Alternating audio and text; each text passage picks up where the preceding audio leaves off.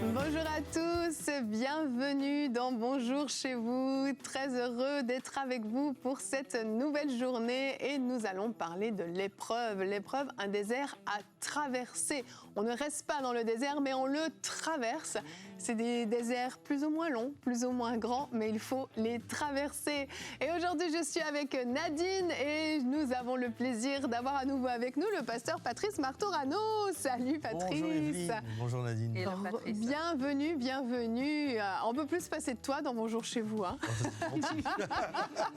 Très heureux d'être avec vous en tout cas. C'est vraiment des très belles émissions. C'est un plaisir vraiment. Je le rappelle, tu es pasteur des églises Momentum à Bordeaux, à Paris, à Bruxelles également. Vous faites un travail extraordinaire. Merci. Je pense que des déserts, vous en avez traversé quand même. Hein.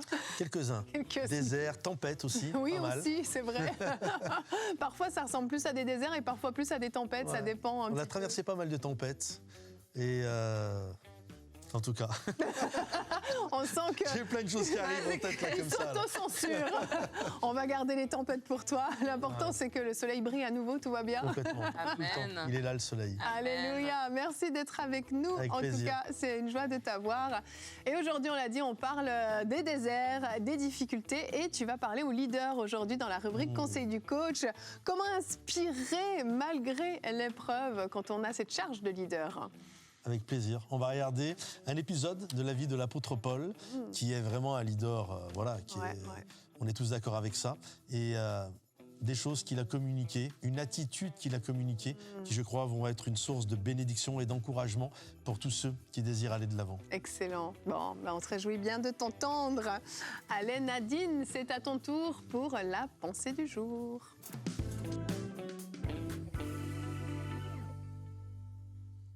Quand on parle de désert, quand on parle de tempête, quand on parle d'épreuves, évidemment, personne ne veut les vivre, mais l'adversité fait partie de la vie sur Terre. Même un bébé, pour sortir du ventre de sa mère, il doit se bouger un petit peu.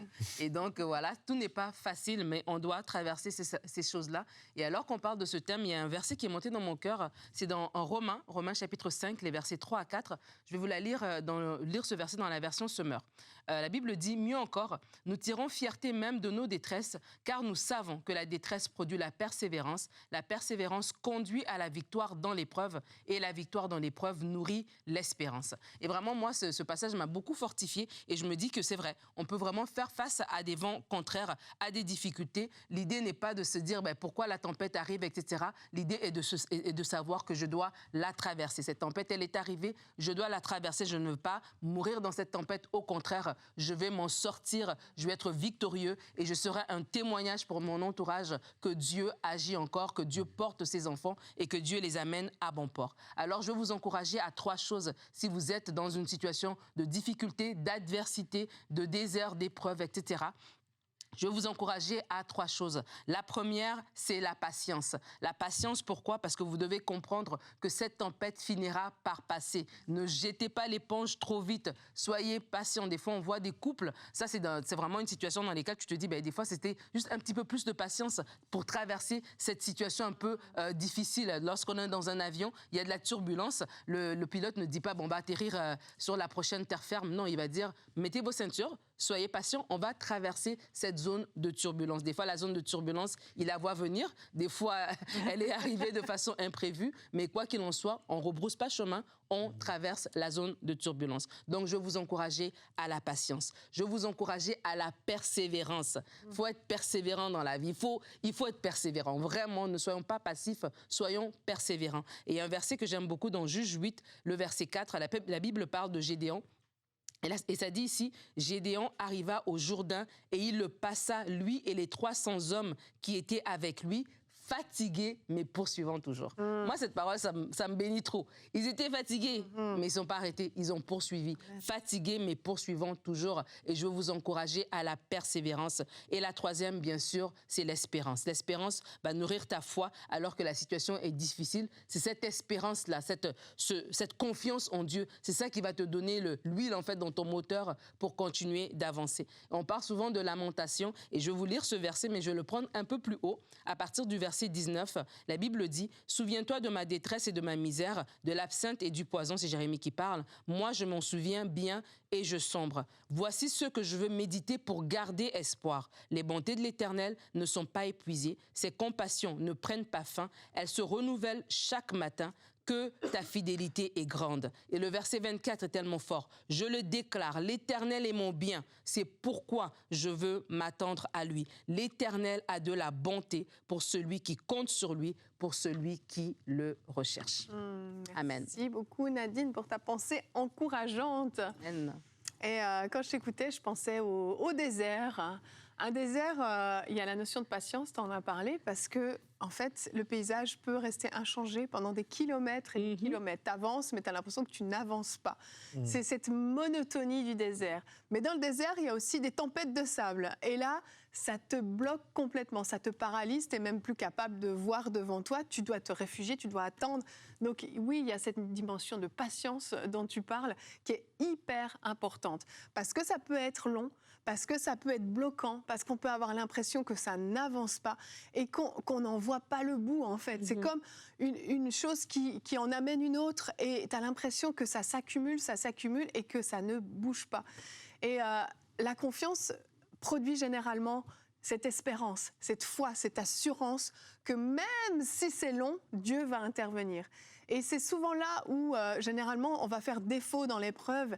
C'est parce que c'est tellement long qu'on vient lutter avec ces pensées de « et si Dieu n'intervenait pas finalement ? Et si il ne se passait rien ? Et si c'était ça tout le restant de ma vie ? Si rien ne changeait, rien ne bougeait ?»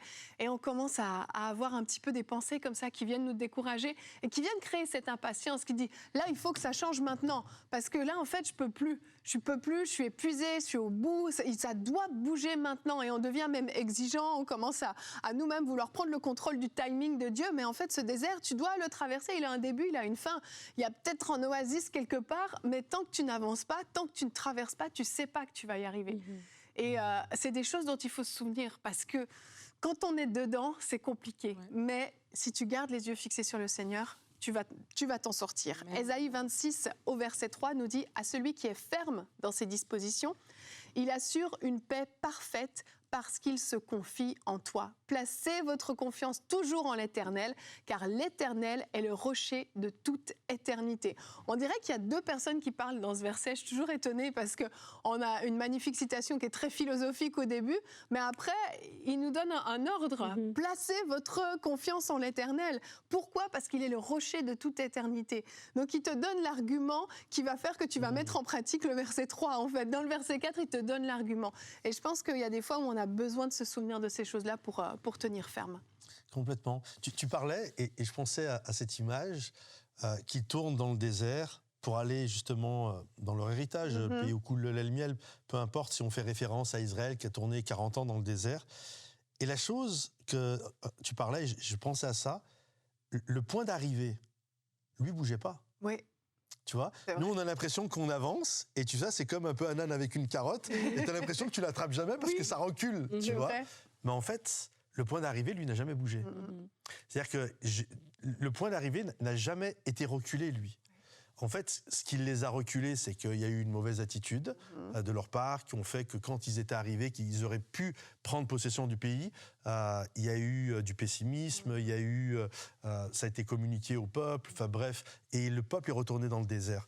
Mais le but n'a jamais été que le peuple meure dans le désert. Non, l'objectif n'a jamais été de les faire tourner 40 ans dans le désert. Dès le moment où on est là, on dit il fallait qu'ils tournent 40 ans dans le désert. C'était même pas l'objectif. Non. L'objectif, c'était une année. Exact. C'était question qu'ils aient des lois, les 10 commandements, les lois sociales et sanitaires, qu'ils aient peut-être leur organigramme, les chefs de 1000, les chefs de 100, bref, qu'ils s'organisent un peu. Et au bout d'un an, ils pouvaient y aller. Mais leur mauvaise attitude, des moments, les a fait retourner dans le désert. Ils ont tourné pendant 40 ans. Mais le pays promis, lui, il n'a jamais reculé. Exactement. Il était toujours à la même place, il était toujours au même endroit. Et malheureusement, il y a toute une génération qui est morte dans le désert. Oui. Et complètement. Et ce qui est difficile, je trouve, c'est quand toi, tu n'as rien fait de mal. Tu vois, tu as un Josué, tu as un Caleb. Oui. Et ça nous arrive. Ça arrive parfois qu'à cause du péché des autres, on tourne dans le désert nous aussi. C'est pas faux, ça. Et ça arrive, tu vois, des moments on y est à cause de notre mauvaise attitude, mais des moments on y est parce que les autres ont eu une mauvaise attitude. Oui. et on se retrouve embarqué là-dedans. Mais quand même, la chose qui est rassurante, c'est que même si ceux qui ont une mauvaise attitude, eux, ils ont fini par mourir dans le désert, Josué et Caleb... Ils sont rentrés. Voilà. Donc c'est juste une histoire de temps avant que tu rentres dans ton pays promis. Amen. Quand bien même tu es dans ton désert. Là. Amen. Amen. Et j'aime bien ce que tu dis, c'est que le point d'arrivée n'a pas changé. Et ça nous montre la fidélité de Dieu, en fait. Et je crois qu'un petit peu, quand tu parlais aussi à Evelyne, je me suis dit, des fois, on est dans un désert, on est dans une tempête, on est dans une situation d'adversité, et on a l'impression qu'on est les seuls. Qu'on est les premiers à qui ça arrive et que voilà, c'est juste à nous et puis voilà, on désespère et tout. Mais vraiment, je veux aussi nous encourager à partager nos fardeaux. La Bible dit porter les fardeaux les uns des autres. C'est ainsi que vous accomplirez la loi de Christ. Et je crois que c'est important de partager son fardeau. Et quand tu partages ton fardeau, tu te rends compte que, ah tiens, tu n'es pas maudit, ce n'est pas voilà, la seule personne à qui c'est arrivé. C'est déjà arrivé et c'est pas déjà arrivé en mode, défaitiste, mais ça veut dire qu'il y a déjà eu des victoires. Dieu n'arrive pas devant ton problème en se disant « Ah tiens, j'ai jamais vu ça, comment je vais faire ça ?» Non, il est un Dieu de victoire. Et ta situation, Dieu l'a déjà solutionnée en fait. Même si pour toi, c'est la première fois que tu la vois, Dieu l'a déjà vue et il peut la solutionner. Et je crois que lorsqu'on partage notre fardeau, ça nous empêche de tomber dans les pensées dont tu parlais, où l'ennemi est en train de nous dire abandonne, voilà, prends dans tes trucs. Voilà, il y a quelqu'un qui va te fortifier, il y a quelqu'un qui va te dire « Ah tiens quoi, ce problème dans ton travail, moi j'ai déjà vécu cette situation dans ta famille, oui, voici comment tu peux la solutionner. » Et même si la personne n'a pas la solution pour toi, le fait qu'elle soit là, un témoignage vivant qu'on peut s'en sortir, du coup, ça t'encourage aussi à continuer à croire, à continuer, comme je disais, le cas de Gédéon et de ces 300 personnes, fatiguées, mais poursuivant toujours. Amen. Fatiguées, mais je garde les yeux fixés sur l'objectif, sur mon pays promis, je poursuis. Même si aujourd'hui, je courais, peut-être il y avait des jours, ils allaient très vite, d'autres jours, ils allaient plus lentement, mais n'empêche que tous les jours, ils avançaient vers la promesse que Dieu avait faite, en fait. Et une chose aussi qui peut arriver dans le désert et qui fait que ça prend plus de temps, c'est de faire des Isaac, entre guillemets. Vous savez, Abraham a fait un Ismaël, excusez-moi, un Ismaël au lieu d'un Isaac. Et là, on fait ça des fois. Oui. On essaye nous-mêmes de solutionner, on essaye de trouver... On fabrique notre miracle. Exactement, donc on va peut-être prendre un raccourci dans le désert qui nous paraît être un raccourci, mais qui ne nous amène pas du tout à notre terre promise, en fait. Il t'amène au mauvais endroit, qui va te causer un gros détour. On essaye par des solutions humaines, par des réflexions humaines, on essaye même des fois des trucs plus ou moins clean par moment. Hein. On veut tellement s'en sortir qu'on est prêt à faire du compromis, qu'on est prêt à laisser passer des choses. Et c'est ce qui s'est passé à Abraham et Sarah. Au lieu de patienter et de croire encore et d'aller jusqu'au bout, parce que c'était long. Hein. Moi, je ne leur jette pas la pierre. Ouais. C'était long quand même. C'était long. Et je ne jette jamais la pierre à personne dans la Bible parce que je me dis, on n'y était pas. C'était long et ils n'avaient pas beaucoup de témoignages de victoire du passé quand même. Donc, c'était un gros miracle qu'il leur fallait. Mais quoi qu'il en soit, eh bien, ils ont pris un gros détour en faisant Ismaël. Et le problème, quand tu prends un détour, c'est les conséquences que ça va avoir. C'est quelque chose que tu vas des fois devoir traîner avec toi sur un long chemin qui va... Des fois, c'est comme une tâche un peu sur ton CV, sur qui tu es. C'est quelque chose qui va te poursuivre. Et quand tu arrives dans la terre promise, mais tu es un peu encombré. Tu as cette chose avec toi que tu ne devais pas avoir normalement et tu l'as avec toi.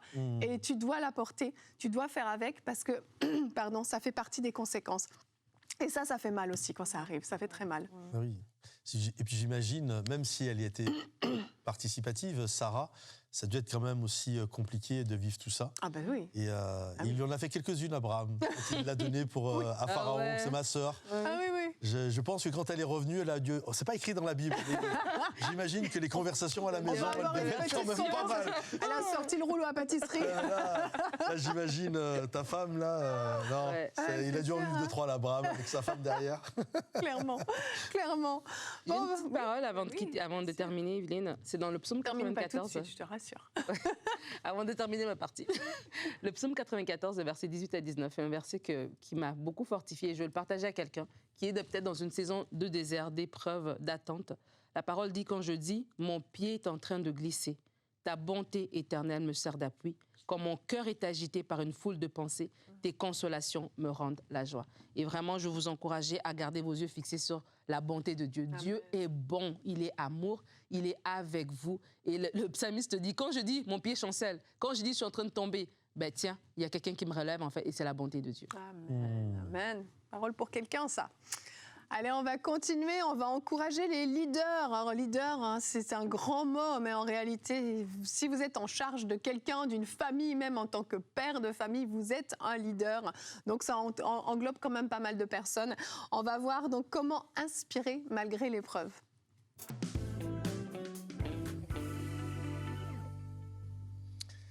Au mois de mai de cette année, j'ai fait 2 voyages à 2-3 semaines d'intervalle dans la ville de Rome.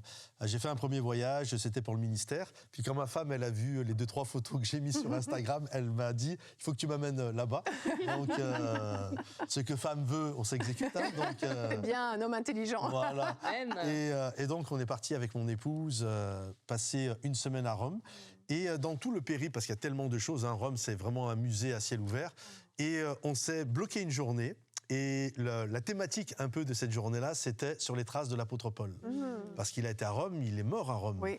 Et donc on a fait une semaine, comme ça, on a fait une journée, et on a été voir les catacombes, là où les premiers chrétiens se réunissaient, les prédications, là où ça se passait.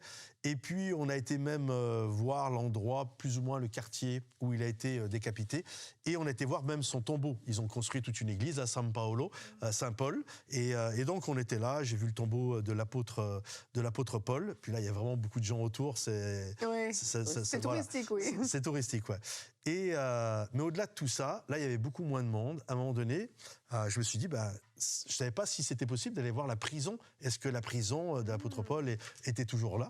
Et effectivement, là où c'est qu'il y a le forum de Rome, il y a la possibilité d'aller visiter sa prison, qui était aussi pour les Français, qui était aussi là où on avait mis Vercingétorix. En fait, ils ont eu, alors c'était pas au même moment, Vercingétorix, c'était plus tôt, mais c'est la même prison. Paul était dans la même prison que Vercingétorix. Et donc, c'est là où ils mettaient les prisonniers vraiment qui avaient une certaine aura et qui bousculaient l'Empire de Rome. Et donc, quand j'y étais avec mon époux, j'avais mes filles aussi avec moi, mes enfants avec moi. Et donc, on rentre là et tu descends des escaliers et tu arrives dans la salle de la prison. Et lorsque je suis arrivé là, j'ai pris une claque. C'était juste incroyable. Quand on parle de leader inspirant, c'est que de la pierre. Le sol est froid, c'est humide. Il y avait juste un petit trou. Alors là, ils avaient fait les escaliers pour les touristes, mais il y avait juste un petit trou qui laissait passer la lumière. Et par là où également on faisait descendre les prisonniers. Et là, je me suis projeté, Paul, ces derniers temps, avant que... En plus, la fin de l'histoire, c'est pas le truc super qui t'emballe, quoi. Hein, il va se faire décapiter. Ouais. Et je me suis revu l'apôtre Paul. J'ai prononcé les paroles qu'il a écrites là, qui nous encouragent aujourd'hui. Oui. Un des passages les plus connus, « J'ai combattu le bon combat de la foi. Désormais, la couronne de vie m'est réservée. » Et c'est là qu'il a écrit ça. Et je me suis dit, waouh, il n'y a personne, il n'y a pas d'Anne Luten qui est là pour lui faire la louange, il n'a pas « bonjour chez vous », il n'a rien. Le monsieur, il n'a rien. Et il est là, et il écrit des épîtres, des lettres, qui nous, aujourd'hui, on lit ça, et des moments, on va se plaindre, et puis je ne méprise pas nos plaintes, mais des moments où on ne vit pas ça, quoi. Ouais, ouais. Et il vient nous bénir, il vient nous encourager, il vient nous bouleverser dans les encouragements qu'il peut nous apporter de la part du Seigneur. Et je me suis dit, c'est là qu'il a écrit. Ouais. C'est dans cette prison qu'il a écrit. Et je me souviens, je prononçais les paroles qu'il a écrites là. J'étais submergé par l'émotion.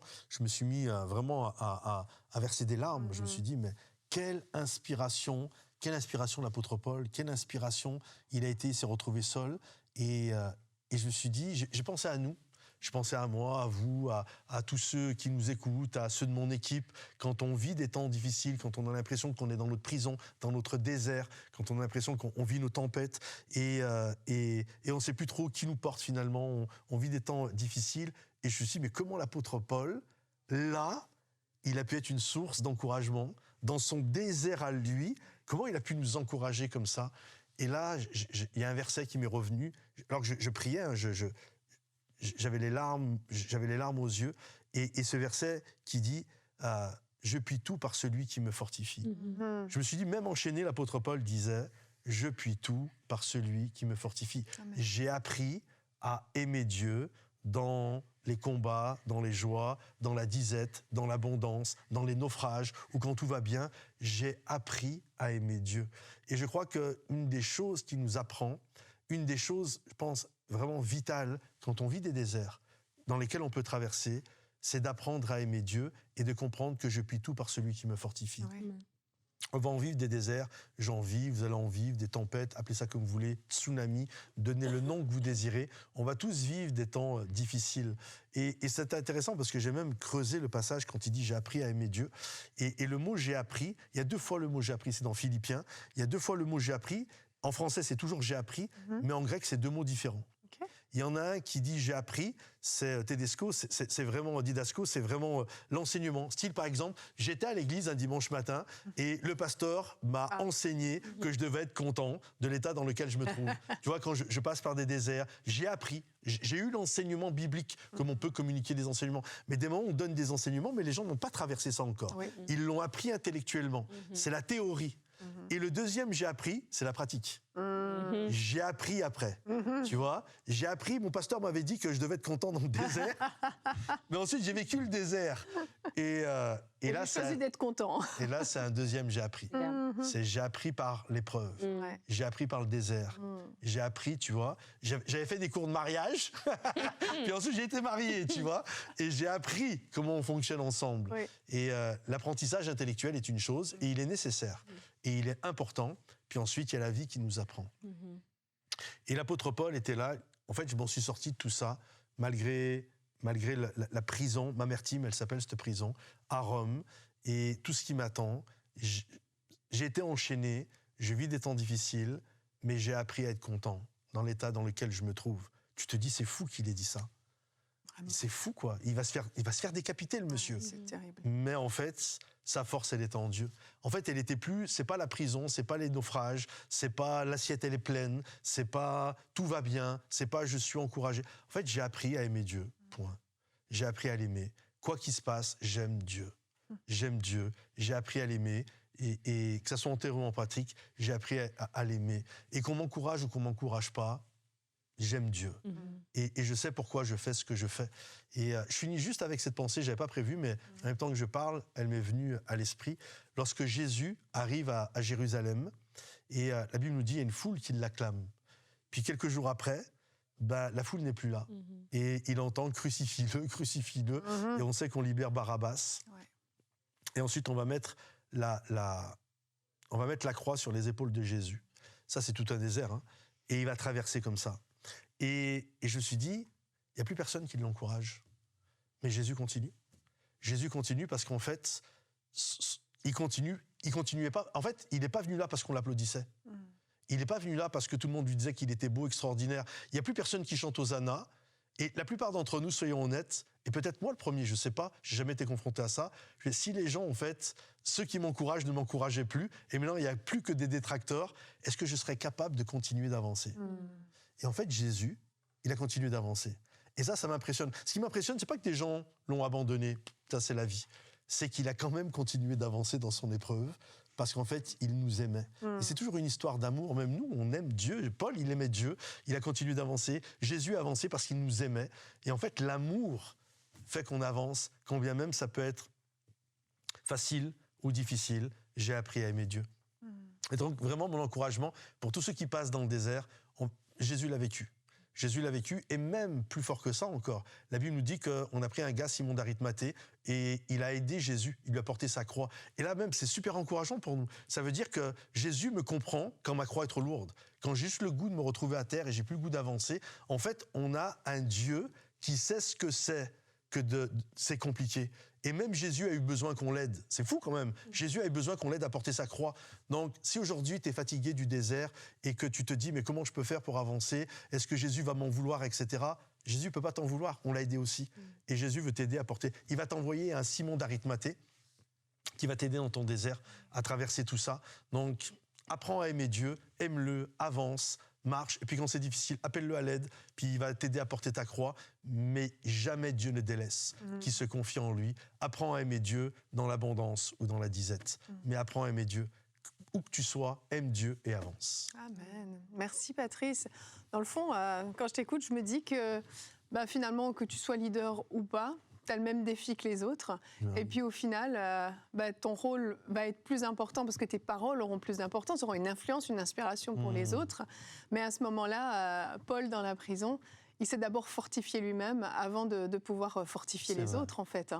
Et ça fait réfléchir aussi, parce que parfois, je crois qu'en tant que leader, on se met des fois énormément de pression au point où on peut manquer aussi un peu de transparence parfois et rentrer dans un rôle très robotique. Mais nous-mêmes, à l'intérieur, on est en train de s'effondrer. Et puis, on ne le laisse pas forcément transparaître. Alors, je ne dis pas qu'il faut le dire à tout le monde non plus, mais l'importance aussi de se fortifier soi-même avant de vouloir toujours fortifier les autres. Parce que quand tu te cracheras toi, mais tu vas en faire cracher d'autres avec toi, sinon, quand tu es leader. Donc, et puis, plus tu aspires, même si on parle de leadership, plus tu aspires à des responsabilités. C'est un peu comme une pyramide. En fait, tu as le droit, le sol est très large de la pyramide, du triangle, on va dire. Et ça, c'était droit à l'erreur. Mais plus tu montes, et plus ça se rétrécit. Exactement. Parce que quand tu es en haut et que tu chutes, c'est pas pareil que celui qui est tout en bas. Tout à fait. Et puis là, c'est pas une histoire de ceux qui sont importants ou pas importants. Mais demain, quelqu'un donne sa vie à Jésus, le soir, on l'attrape, je sais pas moi, avec une prostituée, ça va pas détruire l'Église. Tu prends des ministères importants quand ils chutent, ou des pasteurs d'églises importantes. Les dégâts sont c'est pas les mêmes dégâts. Vraiment. C'est pas les mêmes dégâts. Non. Est-ce que dans les petites minutes qui restent, tu veux bien prier pour les gens qui traversent un désert en ce moment, que ce soit des leaders ou non, en fin de compte, qui ont besoin d'être fortifiés? Avec plaisir. Seigneur mon Dieu, je veux te prier pour tous ceux qui sont là, qui écoutent cette émission, qu'ils soient dans leur salon, leur chambre, une voiture, peu importe. Je prie, Seigneur mon Dieu, qu'ils sentent ta grâce qui les environne. Je prie, mon Dieu, qu'ils sentent ta force, Seigneur. C'est ton onction qui brise le joug, et je sais que parfois il y a des jougs de tristesse, il y a des jougs d'amertume, d'incompréhension. Je ne comprends pas pourquoi je vis ce que je vis. Je crois encore que c'est la croix qui transforme l'amertume en douceur. Yes. Je crois que malgré tout ce qu'il vivait, l'apôtre Paul avait les yeux fixés sur Jésus. Et il pouvait dire « Je puis tout par celui qui me fortifie ». Et je prie, Seigneur mon Dieu, que nos regards soient toujours sur toi, quelles que soient les choses que nous vivons. Ça va bien, tant mieux. C'est compliqué, mes yeux sont sur toi. Parce que je sais que tu es celui qui me comprend. Quand j'ai le goût d'abandonner, quand j'ai le goût de faire tomber ma croix à terre et de ne plus avoir le goût de marcher, tu es celui qui vient, qui me fortifie, qui m'aide à aller de l'avant, Seigneur. Alors je prie pour tous ceux pour qui c'est compliqué aujourd'hui. Je prie qu'ils soient renouvelés dans leur foi, qu'ils soient renouvelés dans l'espérance, qu'ils soient renouvelés dans l'amour. Dans le nom de Jésus-Christ, Père, je t'ai prié. Amen. Amen. Amen. Merci beaucoup, Patrice. Et demain, tu es avec nous. On va parler d'atmosphère. Change d'atmosphère. C'est tellement important. Tu feras une rubrique conseil du coach. Comment changer l'atmosphère autour de nous. On va voir que ça a plus d'impact peut-être que ce qu'on pense sur nos vies. Allez, merci à tous d'avoir été avec nous. On se retrouve demain. Bonjour chez vous.